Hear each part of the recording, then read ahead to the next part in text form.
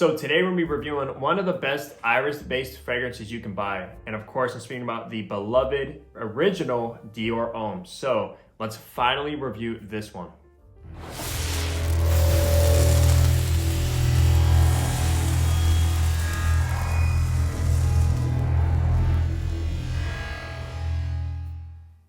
Hey, what's going on, guys? Hunter here and welcome back to my channel. And if you are new, what I do is I make fragrance related content. So if you love fragrances, go and smash the subscribe button down below. But that's right, guys, we're reviewing the beloved, now discontinued, well, somewhat, we'll talk a little bit more about that. The original Dior Homme, not the 2020, this is the original one. And I'm so happy I have one of these bottles in my collection. And to be honest with you guys, this is actually one of my first fragrances in my entire collection. Because after it had a scare of being discontinued, I went out and had to buy a bottle of this.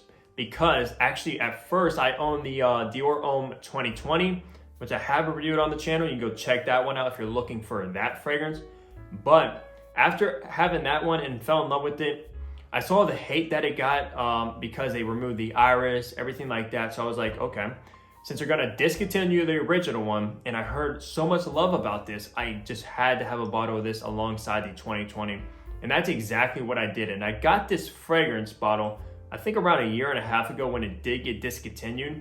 Now I believe the only way you can get a bottle of this is the newer ones that says Dior Homme and then it says original on the front of the bottle is I believe at a boutique in I think France, if I'm not mistaken. I think at like one boutique, but it's not being sold in the United States. So that is actually pretty sad, but regardless, I do have a 100ml bottle here as you see, and it's pretty much full. So yeah, this will pretty much be in my collection forever. So to go over some information about Dior Homme Original, this fragrance was launched in 2005, but back in 2005, that's how you know if you have like a vintage batch, is it actually has a silver stem instead of a black one. And then they put pretty much the black stem in here in 2011. So that's the version I have, even though this is not a 2011 batch. I forget which batch this is, but you guys can look it up. It is 8L02, as you see right there. But yeah, it is a newer formulation than the original with the vintage silver stem. Even though I think they smell very, very similar, it's from what I heard at least. So the perfumer behind this creation is actually Francois Demachet, who's actually considered to be a master perfumer. He's created so many fragrances in his resume and was the in-house perfumer for Dior. So there is a master nose behind this creation. So the retail price for this, at least when it was being sold in stores, it was pretty much the same as Dior Homme 2020 is now. I believe around like $100 for a 100ml bottle, which I do have here. But this is actually an eau de toilette concentration. They do have Dior Homme Intense, which I believe is an eau de parfum. And then they have Dior Homme Parfum, which is obviously a straight to parfum. I do not own either of those. I would love to have those alongside this and my Dior Homme 2020. As of now, that's all I own is these two. I would love to get my nose on those in the future. So let's go ahead and go over the packaging and presentation for Dior Homme. So on the box, you do have pretty much like your generic cardboard. You do have Dior Homme right there, eau de toilette. Like I said, this is a 100ml bottle. Nothing on the top as you see. On the back, just the Dior address. And then on the bottom is where you'll find your barcode and batch code to authenticate your product. And again, the batch code is 8L02. So for the bottle, honestly guys, I think this is one of the most elegant, sophisticated designer bottles ever created. I absolutely love it. On the top, of course, you have CD engraved. You have this nice juice color with the black stem going down, which is a unique look, Dior Homme right there. On the bottom, you do have engraved your information and your batch code as well. Nothing on the back, but if you guys didn't notice, you actually have Dior Homme on the stem as well. So if you're looking to authenticate your product, make sure you have that. And then Dior Homme along this atomizer collar as well. Nothing inside the cap and CD on the front of the atomizer. And it does click into place, but not very snugly because it is a heavy cap. So in the top notes, you have lavender, bergamot, and sage. In the middle notes, you have iris, cacao, and amber. And in the base, you have leather, vetiver, and patchouli. So let's go ahead and spray this one, test out the atomizer, and we'll go over the notes. So take a look at this atomizer, guys. Dior has some of the best atomizers in the game. Look at that. It's pressurized, so you can spray a little bit, you can spray a lot, all depending on what you want to do. So I love when companies have a pressurized atomizer, so you get to choose how you want to wear your fragrance. But okay, I do pick it up in the air. Man, this is a sophisticated, elegant fragrance, definitely for dressing up. Now, let's see. Okay, so right in the opening, I do get a little bit of bergamot. This is not a citrus fragrance by any means, but you can detect the bergamot slightly in the opening. But trust me, guys, that is not the main player of Dior Homme. What the main player is, and you also get this on initial blast, is the iris.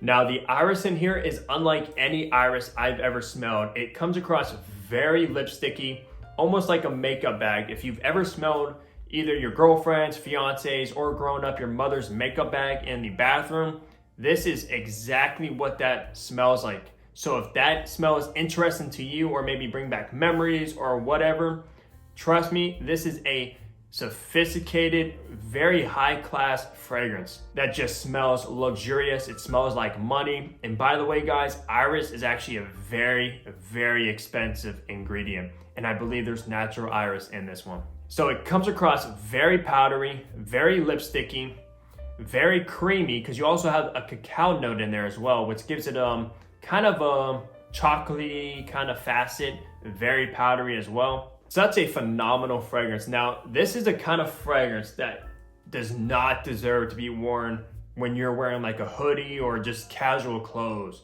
No, this is a very formal fragrance for dressing up, wearing either a suit, a tuxedo. Maybe you can pull it off wearing like a polo, but no, do not wear this one if you're wearing like a hoodie or shorts or just something casual like this. It does not fit it. That's just my opinion though. You can obviously wear this one whenever. You can wear this one wearing some of the most casual clothes, but it just suits more of a formal outfit. I think it would just do it injustice if you're just wearing it to run errands and just casual clothes. It just suits the best for dressing up. So honestly, this is not a very complex fragrance. It is a little bit linear, besides the bergamot in the opening, which does fade after about maybe like 20 minutes or so. But the iris in here lasts the lifetime of this fragrance alongside the cacao. So as it dries down, you do actually have a leather note in here, which gives a little bit more masculine touches, because obviously when you think of a makeup bag or lipstick or powdery kind of tones to a fragrance, you think it will be feminine, which honestly, this is not the most masculine fragrance by any means. It does come across a little bit feminine because of that, but honestly, I don't think it's a bad thing. It definitely has its place in someone's collection. Like I said, if you want to wear this on a date, you can possibly do that. It would definitely have her kind of maybe turning her head and saying, whoa, what is that? Because it definitely had me turning my head when I first got this in. I've never smelled anything like this. I was fascinated by the note of iris and how it actually comes across in a fragrance.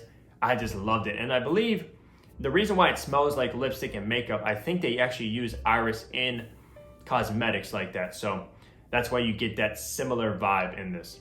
This is not a fragrance you're gonna wanna wear pretty much every day. I don't really think it's a signature scent either, unless you're dressing up and that's your job is to dress up and you work in like an office and stuff like that. So we'll let that dry down a little bit to see if it changes at all, even though it is a little bit linear of a fragrance.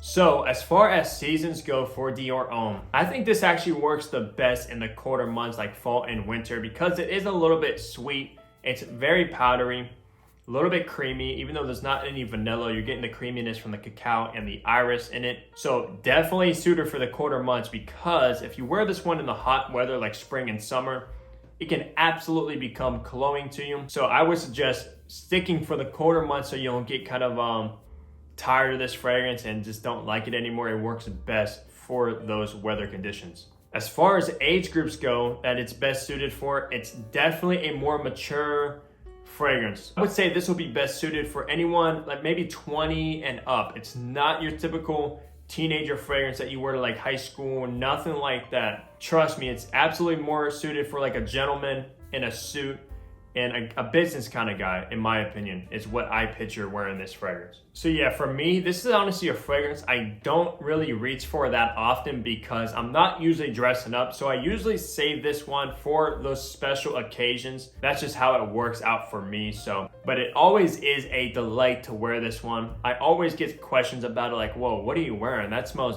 very interesting, very unique. I've never smelled anything quite like that. So this is a fragrance that does turn heads. Now, as far as performance goes for Dior Homme, it's not the best performing fragrance by any means. I wish it did perform a little bit better when it comes to longevity and sillage, but I'm sure you'll find that in obviously like Dior Homme Intense, which I think does smell very similar to this fragrance, just a little bit different from what I've heard. I've never smelled that one. So if you're looking for performance, it is a little bit lacking, but it's not the typical fragrance that you want to be loud. It's a kind of fragrance you want to be kind of intimate and someone to come a little bit closer into your bubble and smell it and ask what you're wearing. This is not the typical fragrance you want to be blowing out a room, kind of like a blue fragrance or like a fresh fragrance like Sauvage or anything like that. No, this is a elegant, sophisticated, luxurious smelling fragrance that is more suited for someone discovering the fragrance when they come closer to your bubble. And I don't mind when a fragrance has that kind of performance because there is a place for those kind of fragrances, and there's also a place for the beast mode fragrances. It just depends on the situation. You're not gonna wanna wear this one out clubbing. You're not really gonna wanna wear this one out on playing sports or going to the gym, nothing like that. Just suited for maybe going out to a dinner, going to a wedding, or this is definitely office safe as well if you dress up for work. Me personally, do I prefer the original Dior Homme over Dior Homme 2020? Honestly, they are completely different to actually decide which one I like more because honestly, I do really enjoy Dior Homme 2020. It's more of like your modern masculine fragrance, very woody, very ISO-y, super heavy. And that one gets a lot more compliments than the original Dior Homme. But this one is done much better. It's much smoother and just more special in general than the new Dior Homme 2020. That one does not replace this fragrance. I wish they would have launched Dior Homme 2020 in a completely different line. That's what they should have done and kept this line smelling like an iris balm, which obviously it's meant to be. But that's pretty much gonna wrap up my review of the original Dior Homme. Let me know down below if you actually have a bottle of this in your collection. Let me know how you feel about it, if you enjoy it, if you enjoy the new Dior Homme 2020, or if you're thinking about getting a bottle of this, if you can find it. I know it's very hard to find now, but they do pop up. I've seen a lot of the 50 mils pop up lately, so you can definitely still find it while you can. This is, at least when I'm recording this, it may get harder, obviously, as time goes by. You won't be getting these bottles. You'll be getting the ones that says Dior Homme. That's imported from France. So yeah, let me know down below what you think of this fragrance. But besides that, if you did enjoy the video, definitely leave a like, subscribe if you guys haven't already, and I'll catch all you guys in the next upload. Take care, everybody.